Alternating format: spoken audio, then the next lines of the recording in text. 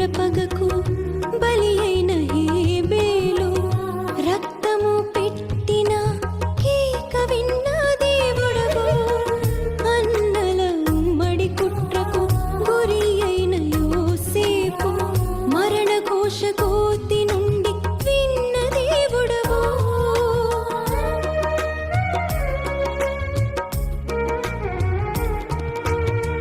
కయీను క్రూర పగకు బలి అయిన హేబేలు రక్తము పెట్టిన కేక విన్న దేవుడవు అన్నల ఉమ్మడి కుట్రకు గురి అయిన యోసేపు మరణ ఘోష కోతి నుండి